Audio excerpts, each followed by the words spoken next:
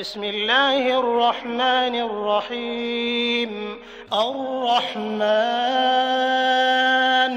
علم القرآن خلق الإنسان علمه البيان الشمس والقمر بحسبان والنجم والشجر يسجدان والسماء رفعها ووضع الميزان ألا تطغوا في الميزان وأقيموا الوزن بالقسط ولا تخسروا الميزان والأرض وضعها للأنام فيها فاكهة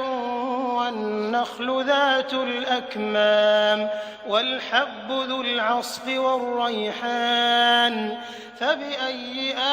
آلاء ربكما تكذبان